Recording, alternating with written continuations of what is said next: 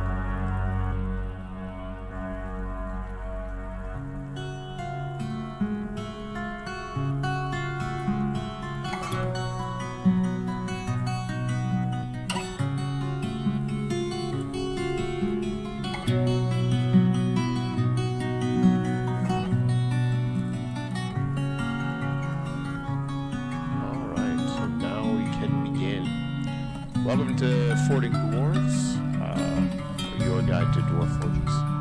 I'm Chuck, I'll be guiding you through this world. So today we're going to start with creating a new world, creating a new game.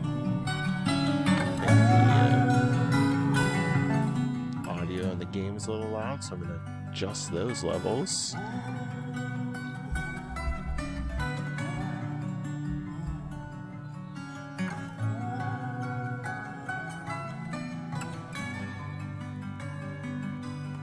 Alright, still adjusting those levels, a little bit loud still. There we go, now I think you can actually hear me. So, let's begin. What we're going to do first is just create a generic world to play in. We're going to go with the default settings, which we'll use everywhere minerals, but everything else is pretty much medium. 100 years of history. Any longer than that, it'll just take longer to process. And we're just going to go with a medium map size and create that world. This won't take too long, obviously, depending on your computer's processing power, memory, you will notice that it kind of hogs all the RAM when loads and saves are happening, and your computer will become pretty laggy, but you'll get through it. All right, here's our world. So, with our game, we're going to try to find a place to hole up and have our dwarves hang out.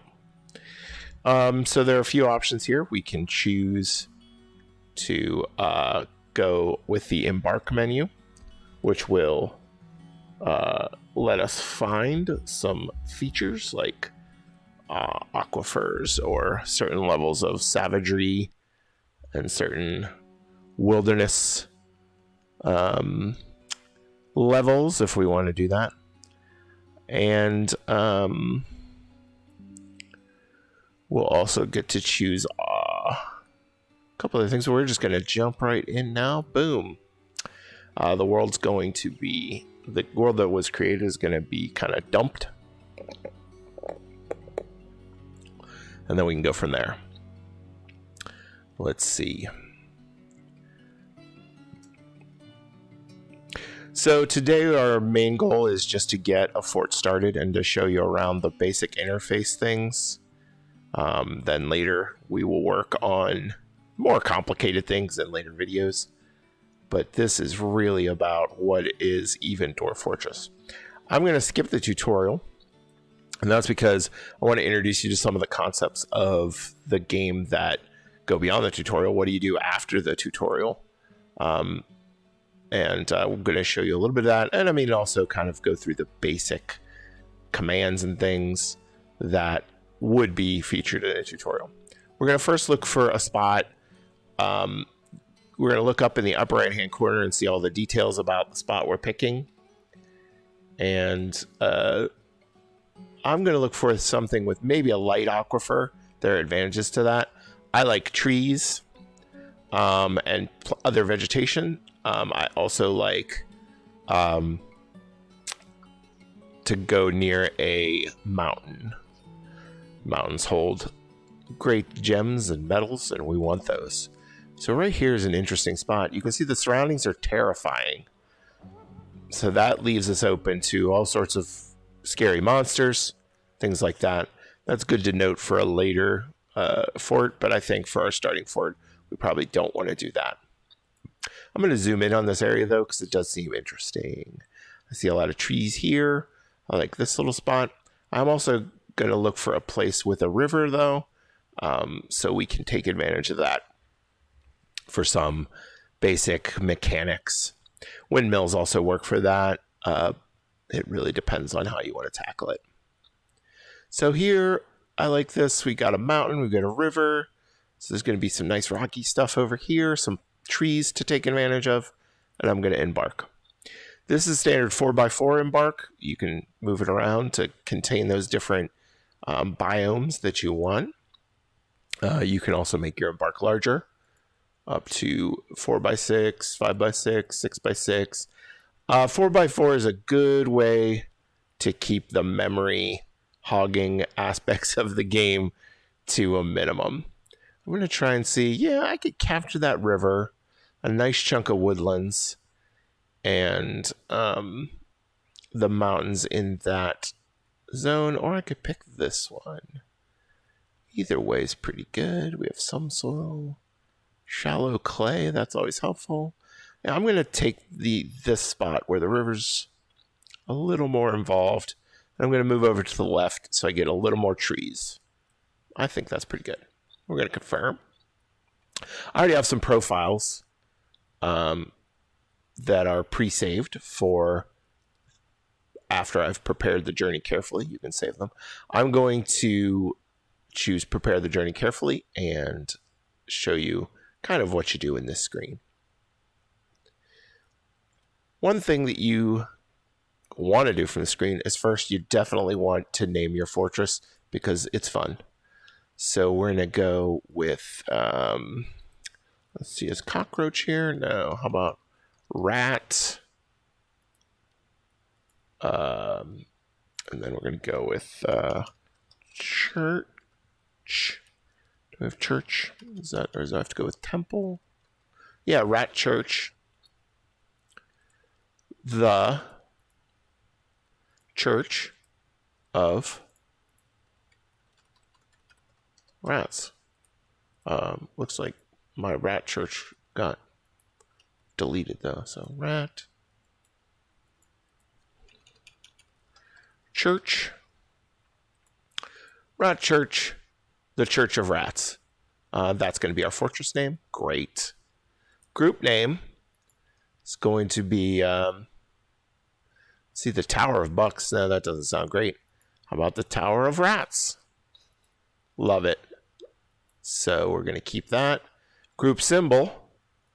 Let's look for a creature. Well, no, we could go with a historical figure. I think if we pick rats, we're not going to get any of the cool old giant rats and things that may have been in history. We've got this guy. He's a kobold. He's 36. We can scroll down here and find this elf. She's one of the first of her kind. That's great for her. Let's just make this simple and not spend an hour doing it. Instead, we're going to go, oh, there's a demon rat. It's the image of an aardvark and a demon rat. I'm going to remove the aardvark. We don't need that. It's a demon rat. I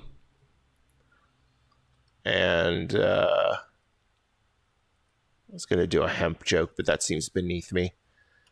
I'm going to go with a good old buckwheat joke.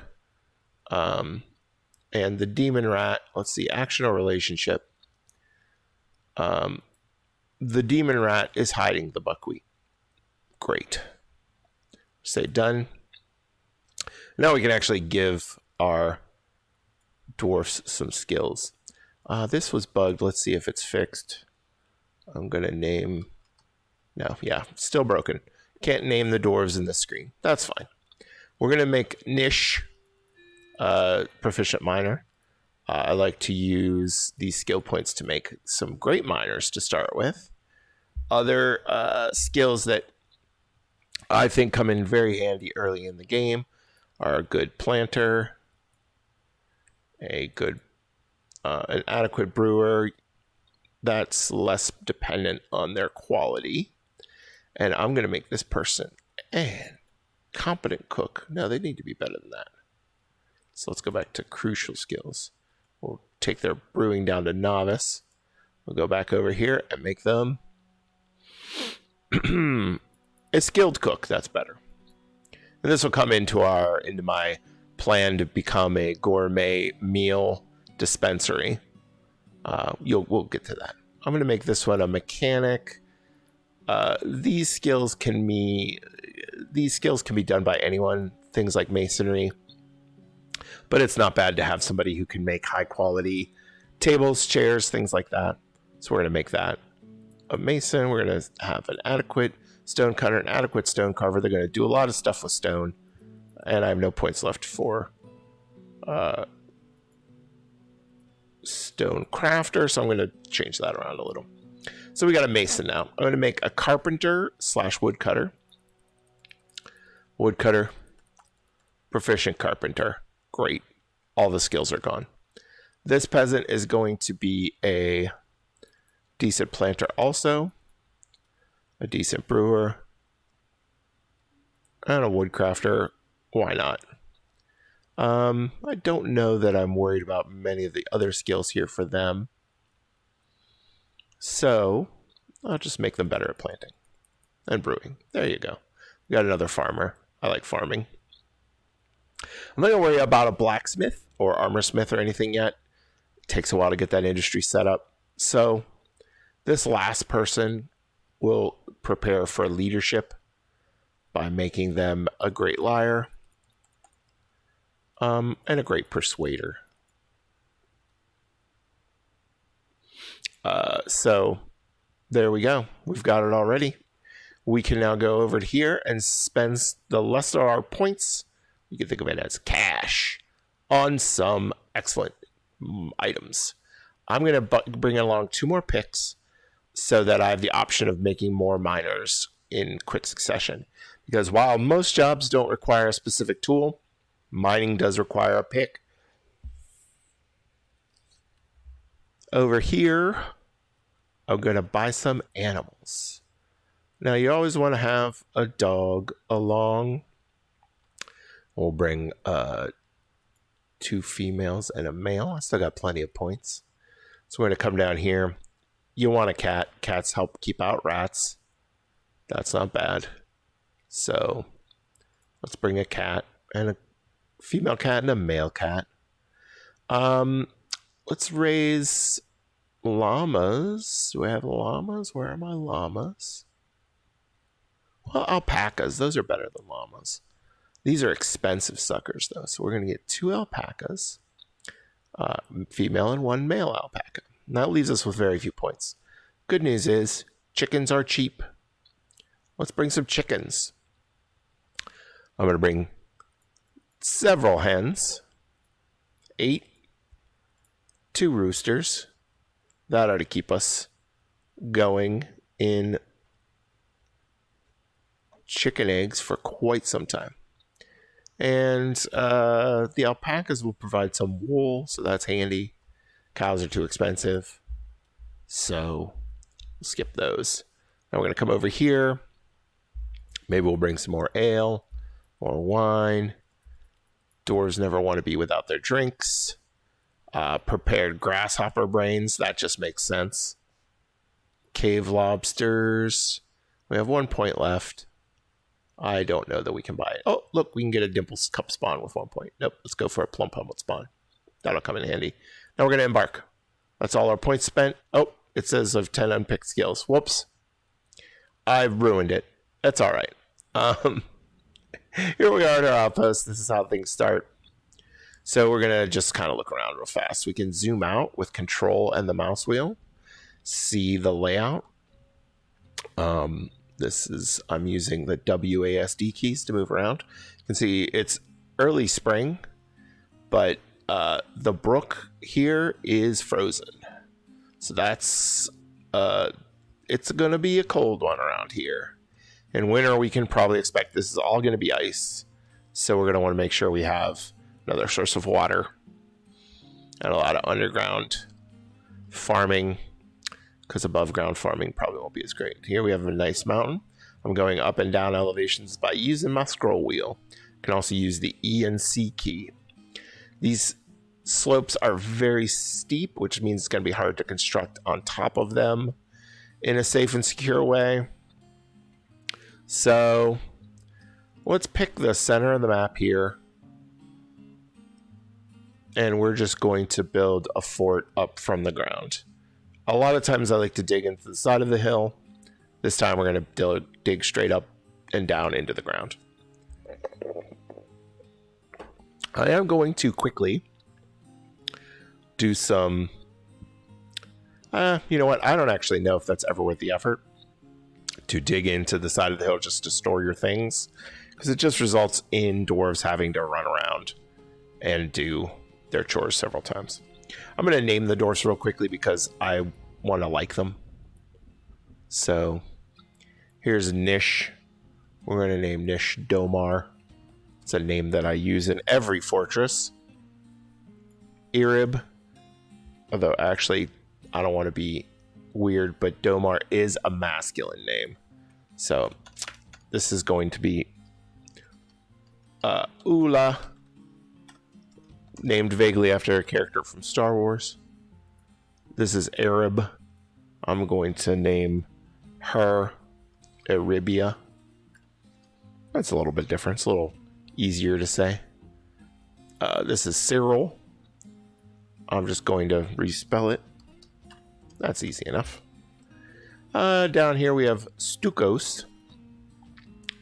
Stukos is going to be Stosh. That's a good nickname for him.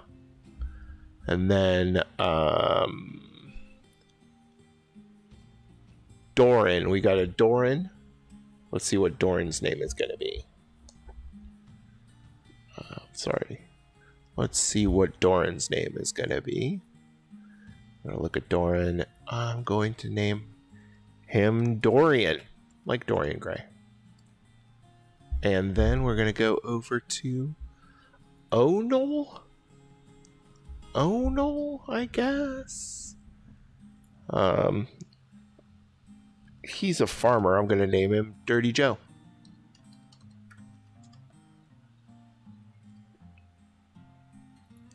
And our expedition leader, that's our Domar. All right, now we've named all our dwarves, which is a very important part of the game. And now we're going to strike the earth.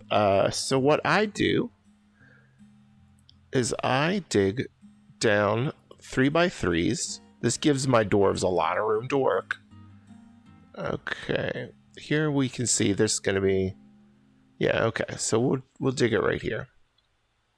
I'm going to dig it down to level 30. Now here I hit M for mining. T is the stairs for the menu there, and I'm just digging straight down by scrolling down. You have to select multiple levels when making stairs. And there we go. So they're going to dig. I'm going to look for any trees that are going to get in my way. I don't see too many.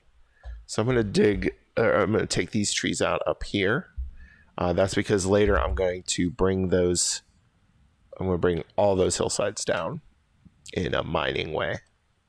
And that guy is really having a great time. Just taking those trees out. Good for him. And here's one last one for you, buddy. There you go.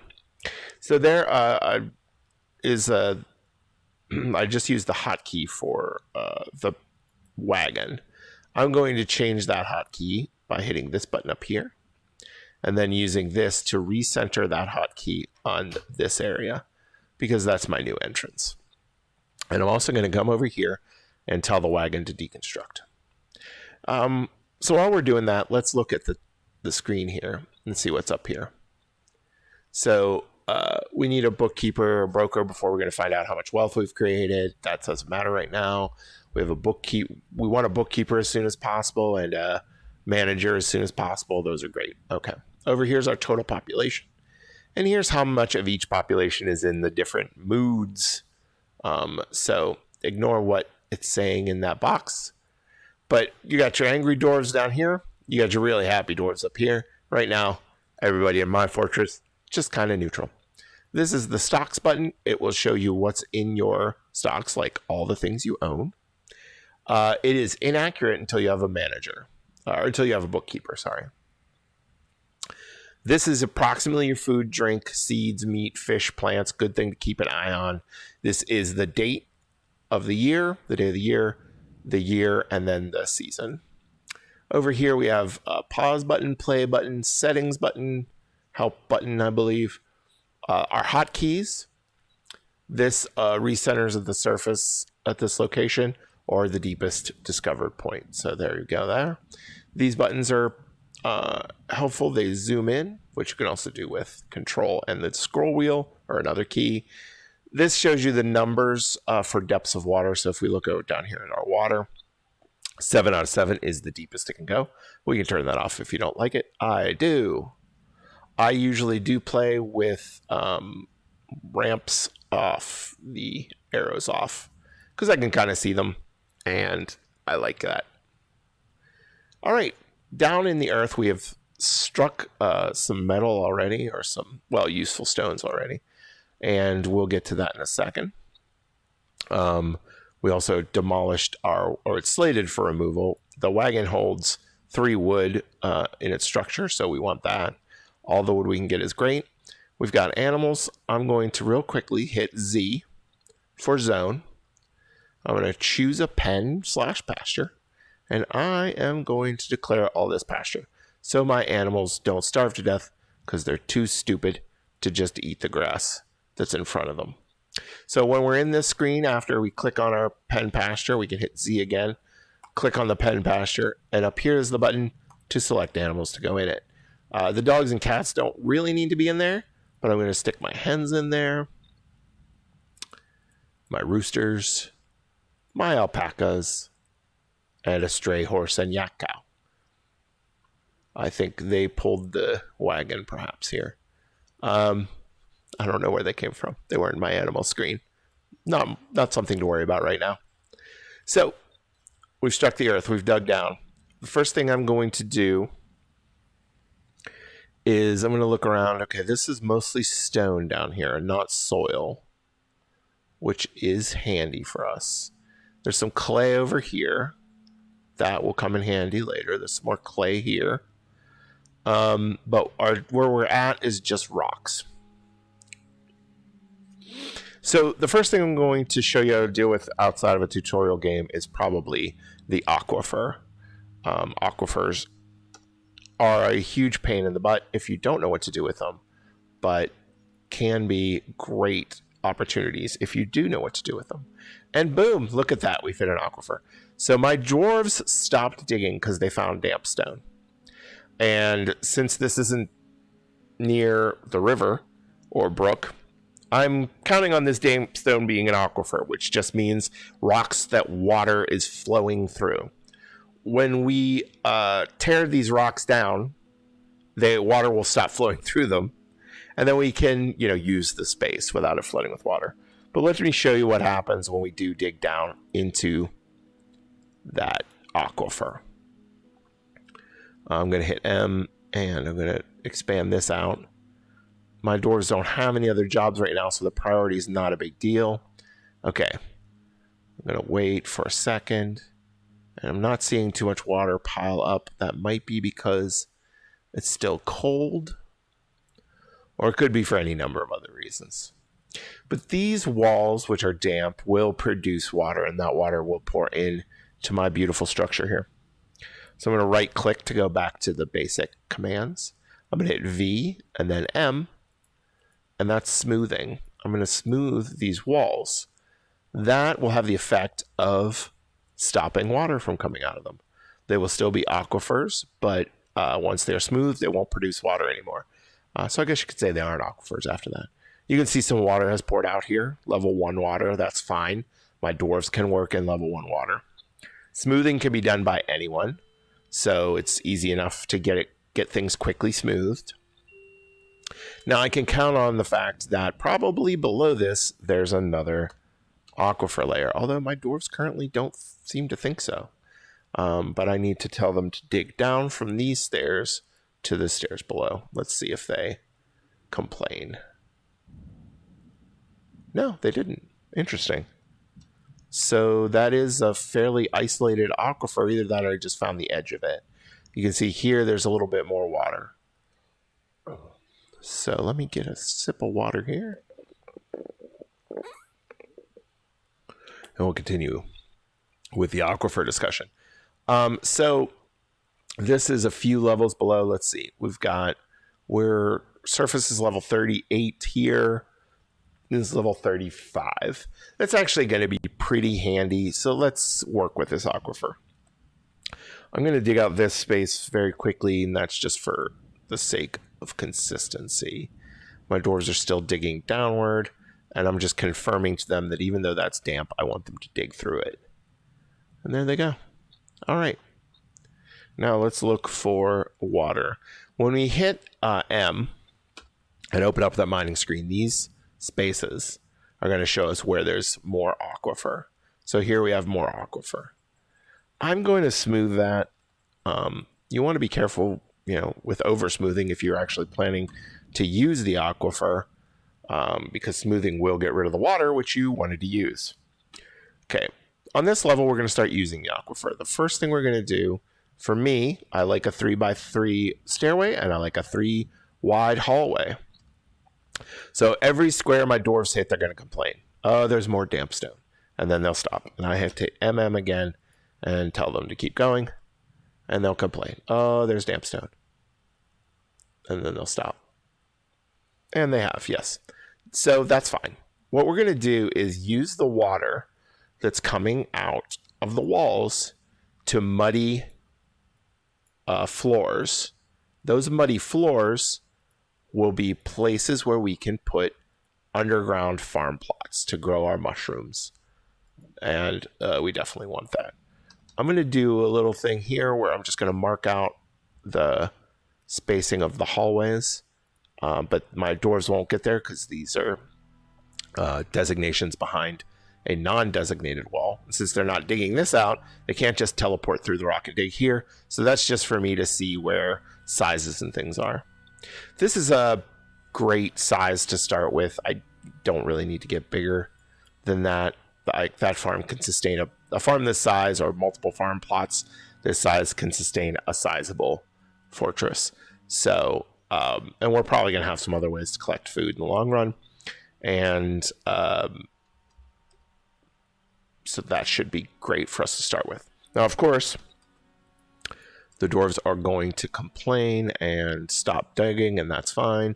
So I'm going to leave these rough, and that's because I want water to be able to come out of them into the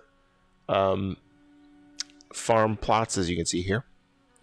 So again, I'm going to tell my dwarves to mine. I'm going to do a quick check and see what my dwarves are up to. We hit you. Okay, we have no jobs. That's not great.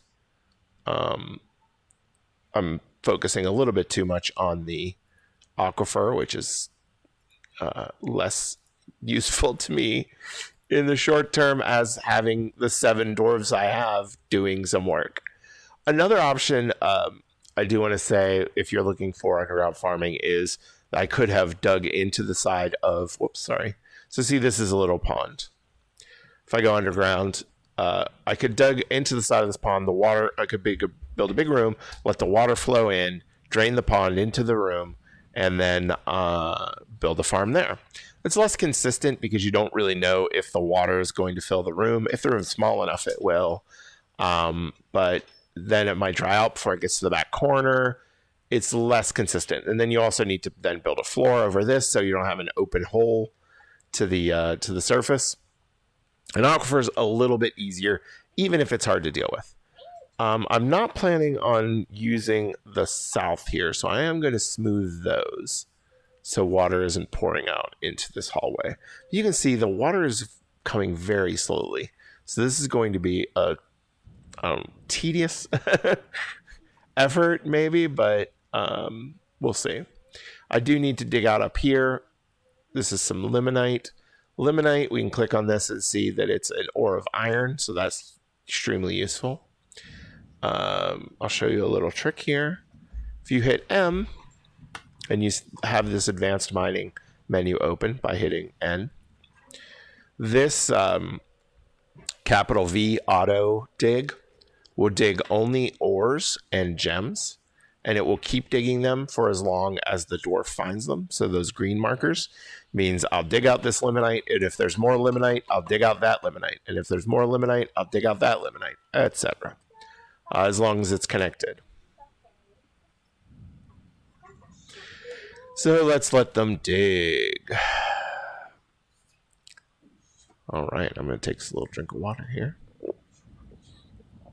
And a swig of coffee. This is great podcasting. Wait, I mean, this is great audio. So there we go. We're getting some digging done up here. This is good because I am going to foolishly put my stockpiles.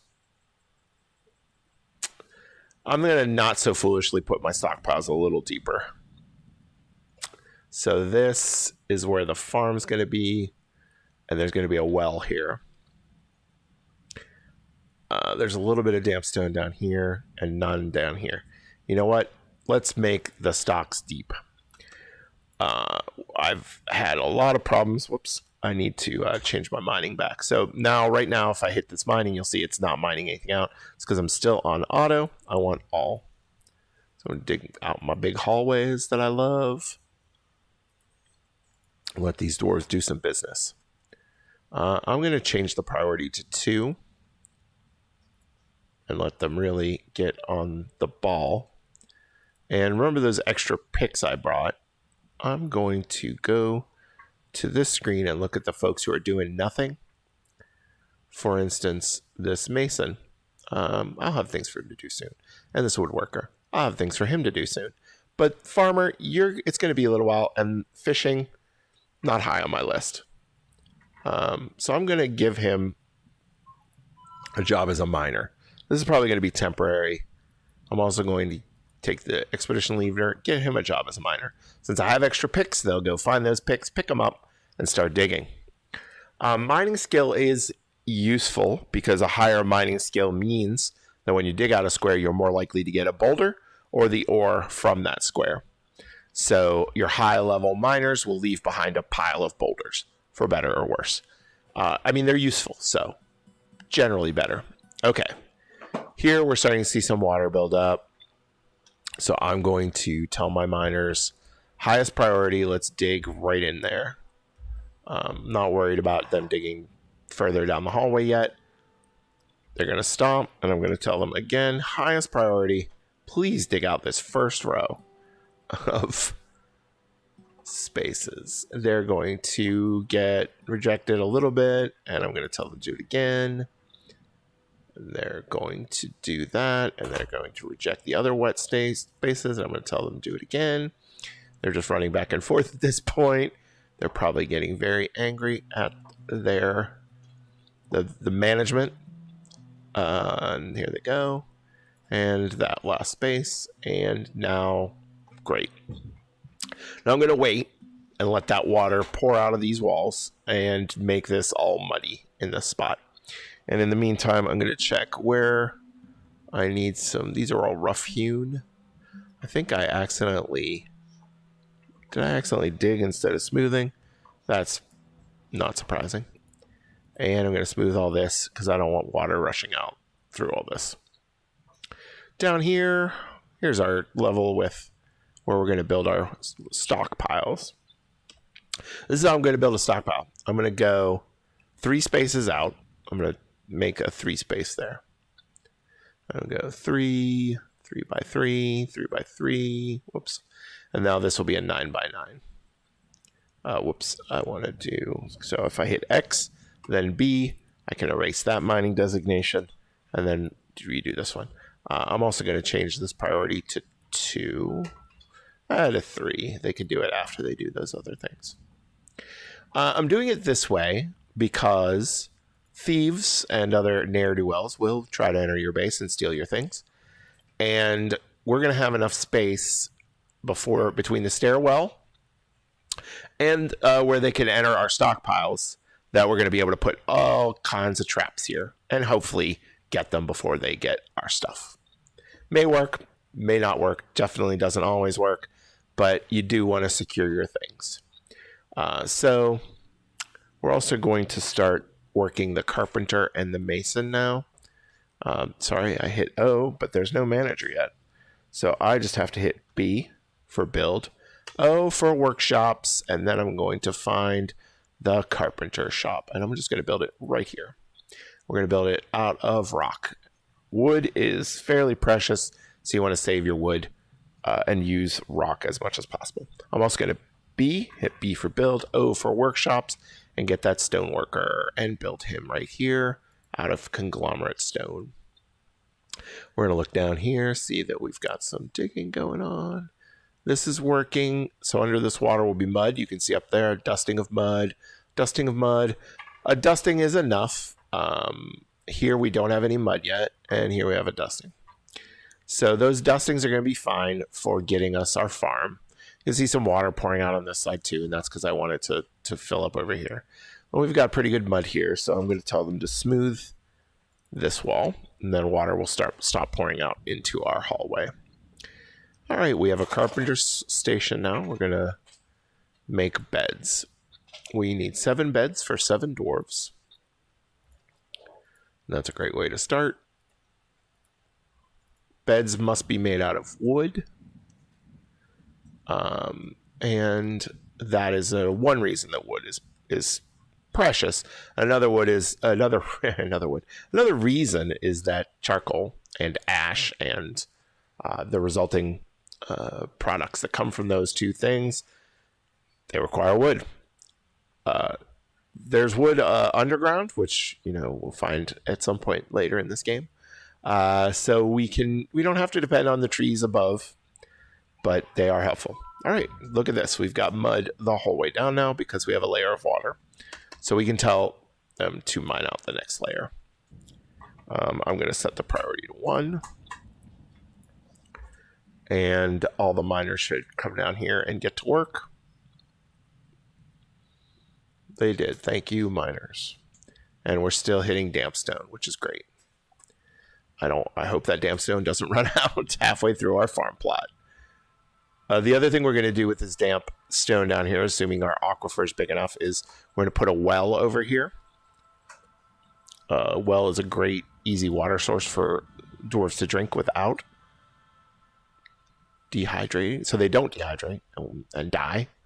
And it's generally safer than drinking from brooks and rivers and stagnant ponds. The water's fresh because aquifers produce fresh water. That makes your dwarves happy. So we have this stoneworkers workshop. We're going to need tables and chairs. So I'm going to say rock table, and a chair, if it's made of rock, is called a throne for whatever reason. So we're going to make rock thrones and more rock thrones and another table. And then we're also going to make a couple doors. We're going to need doors. It seems tedious and annoying to assign all these jobs. Don't worry, that's why we're going to have a manager as soon as possible to automate that. And in fact, we can scope out the manager's office right now. Let's give him a nice 3x4 office and a door right there, right by the entrance of the fort, so that when he's meeting with people, they don't have to go far. We could make the office bigger because he's important, and later we'll need bigger offices for nobles and things, but for now, that's fine. Can always put a bigger office in a different spot. Oh, pausing does not help the flow of water. So here you see we've got our aquifer pretty well managed. I'm going to leave this one and this one to pour. Actually, no, I'm going to smooth all these. I'm going to leave these sides to pour, so they'll help fill in all this with mud. It's the name of the game. All right, so you could build a plot outside, but seeds are harder to manage for most plants until you really find some good stuff. But since we are here, we're going to hit G and G, and that will designate for plants for gathering. We can just select a big area. And we'll see what they're doing now. Okay, so I do want to highlight one thing, and that's the tasks menu. These are all the tasks that are queued up for your dwarves, and it will show ones that aren't done. So it doesn't look like they've queued up any of the plant gathering. I don't know why, but we can hit Y and make sure that gathering is set for everybody. Here's labor.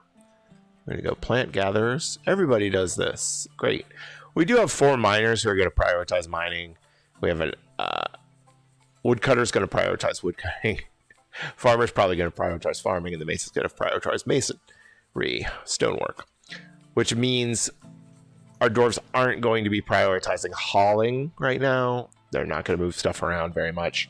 They're also not going to prioritize gathering plants because they have better things to do in their mind.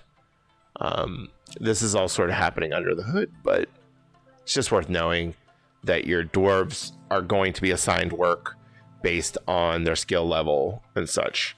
The game isn't going to think the best thing for a miner to do is hauling.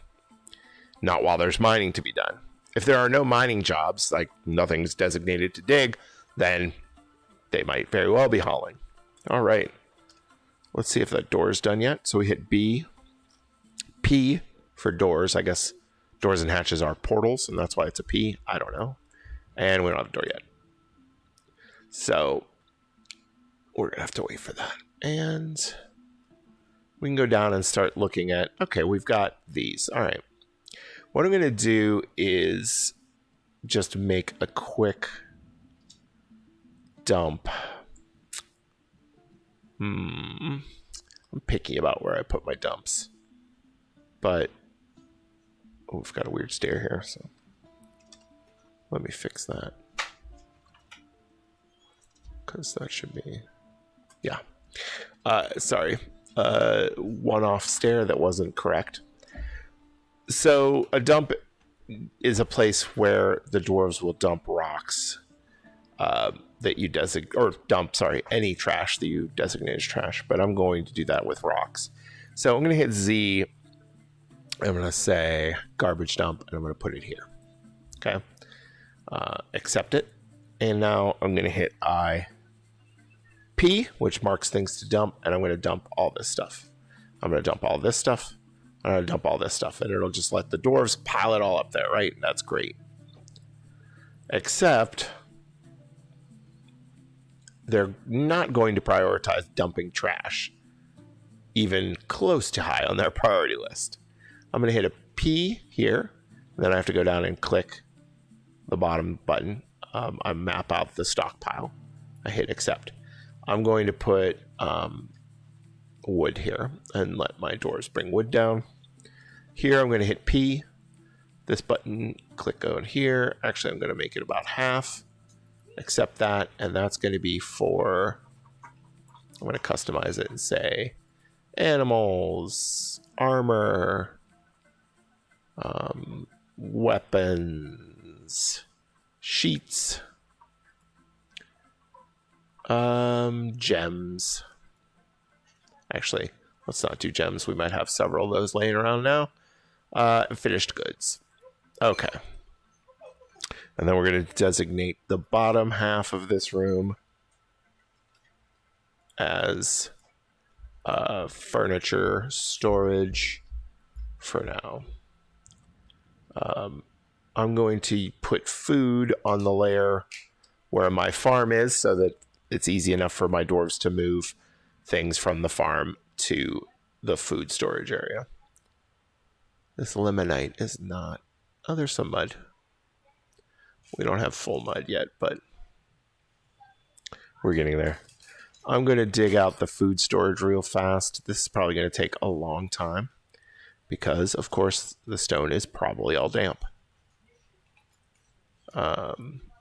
So, and to prevent food from being stolen, I'm going to build a wall out 4 spaces so I can build traps. I'm going to make those out of conglomerate. Somebody will come along and do that. Pausing and unpausing the game is hitting the space bar, which just hover my thumb over because it's constantly in need of pausing and unpausing. And let's see, do we have a door yet? I bet if we check here, we can see there's some chairs and a table. All right, well, we can at least set those up. So let's BFT, that's the key combo to set up a table. Then BFR for a chair. Now we have a table and a chair, and now we can have an office. Our doors are very quickly setting that up. And now we have a door. So now we can say BPR. And apparently the door has been designated for a job and is not available right now. Probably, yeah, you can see it's a task assigned to it. Probably that somebody is going to get it and carry it to the furniture storage. So I'm going to hit BPR and try. There we go. There's a conglomerate door. And nice. So I'm going to zone this as an office. There. Boom. And then I'm going to smooth it just to make it nicer and to give people something to do if they're not doing anything else. Now that we have an office, I can hit Z, click on the office, and assign it to our expedition leader. And now that he has an office, I'm going to assign him more jobs. I'm going to hit N. That's for nobility. He's not nobility, but he is going to be the manager, expedition leader. And he's going to be the bookkeeper, expedition leader. And I'm also going to go in and tell him that he is off the job when it comes to mining. I don't know if he'll put down the pick or not, but I hope so. I guess we can check. Does he still have the pick?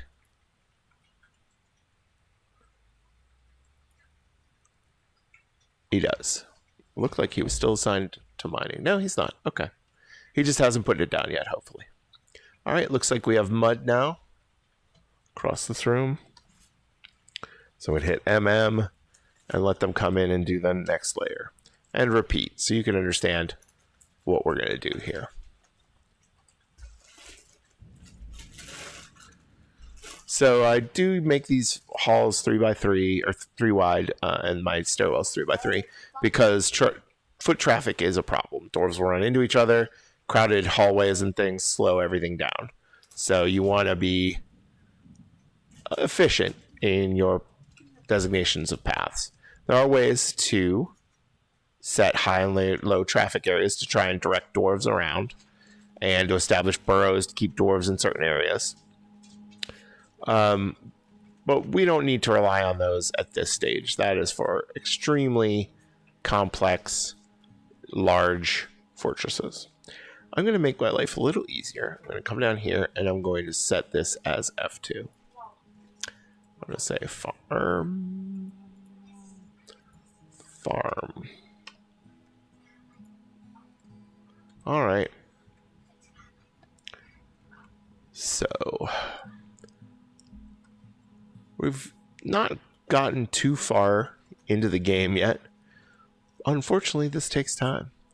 And unfortunately, this episode of Fording Dwarves is not going to be 4 hours so that I can get through every possible thing in the game. It's going to be more like 1 hour, so they're digestible chunks. And that means that we're going to close up shop here in a couple minutes. So I'm just going to kind of show you around still. I'll be picking up where I left off the next time we stream. And, oh, look at that. We muddied up here a little bit more quickly. That's nice. And we got some limonite, so we'll be able to smelt that into iron later. Over here, we still got a lot of stuff outside, which isn't great, because it's a great place for birds to steal it, or raccoons. We don't need that. So, how's our stockpiling looking? Not that great. I'm going to set a hotkey here to F4 for stockpiles. I don't know why F4, it just seemed like a good one. And I can spell stockpiles correctly. Not that it's a big deal. We're seeing some stuff come down here. I'm very quickly going to just try and prevent theft by raccoon. I'm going to hit P. Hit that button at the bottom. I'm going to accept and make this a food storage area so that our food comes in from the outside. Because we do not need animals stealing it. So we see all this stuff that's marked as dumping. And if we look at our tasks, we can see that there's all these dump item tasks. No one is doing them.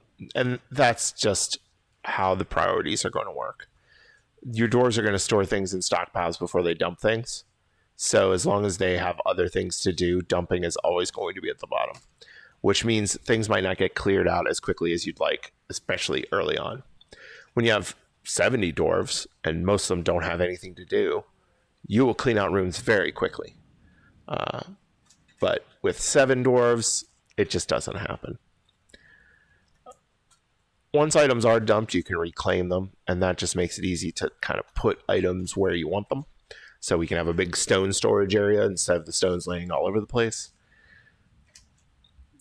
But again, you do need enough dwarves to move them, and that's, going to be a problem.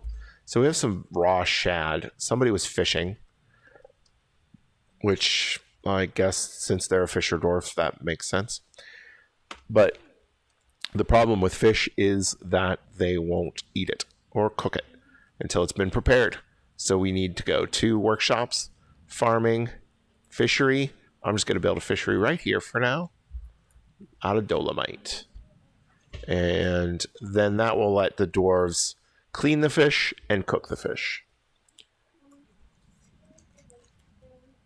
I talked a bit before about making gourmet meals. The craft of making good food and selling it and giving it to your dwarves to make them very happy can be extremely beneficial to your fortress. It is one of my favorite activities. But to do that, you do need a lot of different ingredients. I think a lavish meal requires at least 5 different ingredients. I don't remember. It could be 3. But you want to vary it up. And then your cooks, as they get better and better, are going to make essentially masterwork meals.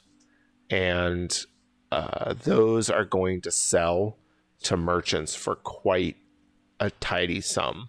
And you can basically keep your economy, as far as trade goes, running off of expensive meals, exporting expensive meals, which are essentially an infinitely renewable resource because you can just keep growing plants, keep fishing, keep hunting, keep making more lavish meals, keep selling them, etc. The game doesn't much care about how much money you want to make, because one of the principles of Dwarf Fortress is mo money, mo problems. If you become an extremely successful fortress, you are going to have lots of migrants coming, lots of people who want to visit. That's very difficult to manage. You're suddenly going to become an extremely attractive target for thieves. You're going to become an extremely attractive target for goblins. And you're just going to have to fend for yourself. So making a ton of cash and buying all the extravagant goods you want from the caravans of merchants, no problem as far as Dwarf Fortress is concerned. What happens after that? Big problems. Or actually, to put it in Dwarf Fortress parlance, fun. Let's check on, we've got a save. I have my auto save generally set to every season because there's nothing more depressing than designating a bunch of zones or something like that and then the game crashing. It does happen. So save often, especially after you do a big project of organizing a bunch of things. Just hit a quick save. It's easy and it'll save you headaches. And I definitely recommend a seasonal save. It's just more security for your time investment in your dwarves. So our stockpiles, all right, we're starting to move food in. That's great. Our farm, we've got mud all here, so we're going to mine deeper. We've got priority 1, so that's perfect. And now, after I mine out this next space, I'm probably going to put a farm plot down because there's no reason not to at this point. So we can start farming our plump spawn. Speaking of which, let's hit Y for our labor and go over to our labor menu, which has actually lots of sub-menus with it too. We're going to go to kitchen, and I'm going to look at my plump helmets. I'm going to tell them not to cook the plump helmets. It's just a quirk of plump helmets, these mushrooms, these giant mushrooms that we have, that they are, when they are cooked, they don't produce spawn, which is basically mushroom seeds. When they're brewed, they do, and when you eat them raw, they do. And we want plump helmet spawn so that we can make more plump helmets because they're a great staple food for your dwarves and for brewing things because they're brewable and they're edible. So I set those to do not cook. You can also cook seeds if you want. When you have a lot of seeds, it can sometimes make sense to cook them. Dwarves can do other things with seeds, like make pastes and whatnot. So that doesn't come up that often, but it depends on what you want to do. Stone use is another fun menu where you can look up whether things are magma safe, which means you can use them in lava. And also you can set your dwarves to not use or to use stones that have other uses, aka economic stones. Economic stones have other uses. To start, the game's defaults, I believe, are that chalk will be used for non-economic jobs, meaning for building stuff, for making figurines or whatever. And dolomite. I think those are basically the only two. You can turn those off. Dolomite also becomes handy for making steel and pig iron, and chalk can be used in steel, pig iron, and quicklime. But there are lots of other stones for those things. So generally, those are marked for non-economic use. Other stone, here's a ton of other stone.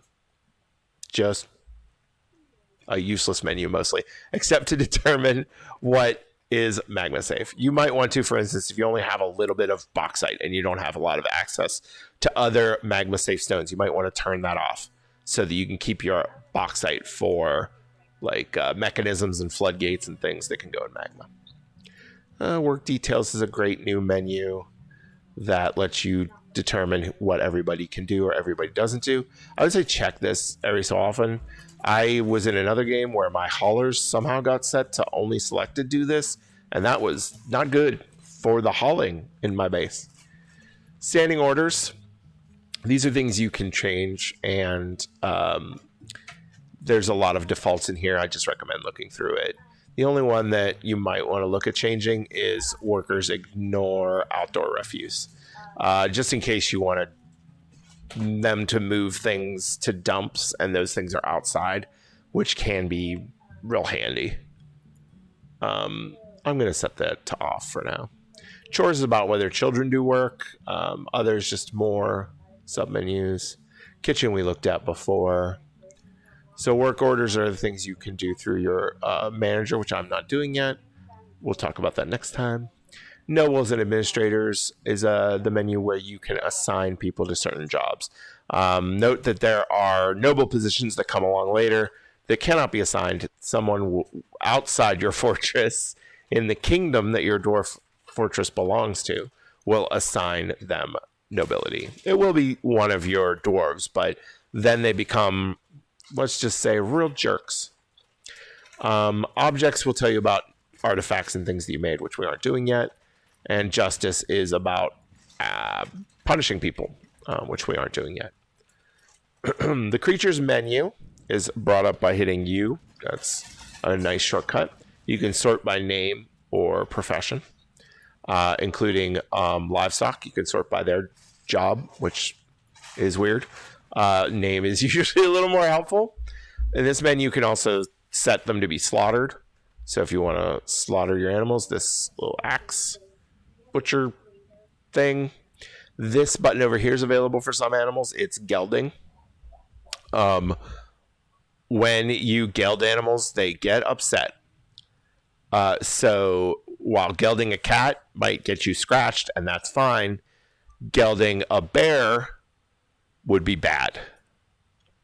Just as a note. Others are possibly wild animals or enemies that are just hanging around. And invaders will also be marked. You'll see hostile if they just live in your area and will kill you. And you'll see invader if they came from somewhere else. And then there's the dead menu, which will fill up over time. Tasks, places. These are places and zones you've assigned. This will be more important later. I think that's all of these submenus. But lots of these menus are extremely helpful for managing the game. And they're also mostly available down here in the lower left. Over here in the left, we have announcements or notices about mining and the different stones I struck, about jobs that my dwarves canceled because they couldn't do them for whatever reason, and about changes in jobs and things like that. This is a guy becoming the expedition leader and a miner. And then also, it's now summer. So in the fall, the merchants will come from your dwarven kingdom. And then you want to have some things to trade. And you want to have a trade depot built. By then, we don't need to worry about that right now. So back to our farm. This is about where we're going to leave off for this episode. This stream, if you will. But you can see we've got a little bit of our storage room built. I'm going to mine out the rest of this. And they're going to go slowly, of course, and complain that they keep finding damp stone. I'm also going to look very quickly and see that, oh, interesting, it's not damp over here. So if I have to see whether a well in this area will work, I might have to put a well over here if that's the direction the aquifer continues. It just depends. There are plenty of ways to move water around. I don't have to worry about it yet. And again, please dig the stone out. And again, once these get muddy, I will build a farm plot in here and start mushroom farming. It's not too early to do that now, really, with like a 3x4, but I can wait a little bit longer. My dwarves aren't starving yet. And please dig again. We've got some water leaking in here from... I don't know from whence. This is a damp conglomerate pillar. This is a smooth conglomerate wall. Damp, rough-hewn conglomerate wall. I'm not sure why water is coming in there, but we can investigate that over time. For now, I'm just going to smooth a bunch of these walls. This looks like hematite. Yep, we want that. That is an ore of iron, or makes iron ore. It's a something of iron. There's a word for that. Kaolinite is a clay, which comes in real handy. There are other ways to gather clay, so we don't have to worry about it there necessarily. Clay can be really useful. There are limitations to it, but it is a very good way to make lots and lots of things like pots or bricks. Porcelain bricks are great. Pots are less good because you do have to glaze them before you can put food in them. And here we've got some sand randomly. We can turn that into glass if we want later. That'll be much later. And we'll see if, I guess we'll just see if water keeps coming out of this, because I don't know where that water came from. All right. And there's our farm spot. So let's finish this up by building that farm. B, farms are under O for workshops, F for farming, and then farm plot. Farm plot, you get to stretch out to whatever shape. I'm just going to make this one, it's going to be a plump helmet farm. So might as well make it big because they are very useful. So there we go. Now, hopefully my dwarves will move the rocks off the farm. Maybe not. They can't necessarily be counted on for that. I'm going to mine out the next level so this doesn't completely flood. Oops, I still had it on auto. I want it on all. There we go.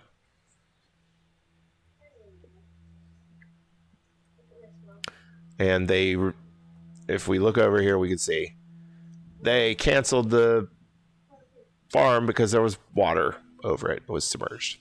So we're going to click on it again and hit resume. Don't worry, there's only a little bit of water. You can handle it. And it looks like he is handling it. You can see he's moving the rocks off the farm plot, which is nice. It kind of does that automatically because he knows there shouldn't be rocks on the farm plot. And there we go, farm plot. Great. Plump helmets. Plump helmets. We're going to do plump helmets year round. Our other farm plots can do things like pigtails and whatnot, but farm plots, the first farm plot is just going to be those plump helmets. Okay, that's where we're stopping for this episode. Thanks a lot for tuning in, and make sure you hit that like and subscribe button. You gotta smash it. You gotta smash that like button and also that subscribe button. Did you do it yet? It's right there. It's right there. Hit the button. Did you smash that button? Smash it. All right. We'll be back soon with another episode, so stay tuned. And if you're subscribed, then you'll know when that episode happens. Otherwise, you can follow me on Twitter at Mr. Gone, which is just tell him to smash the button.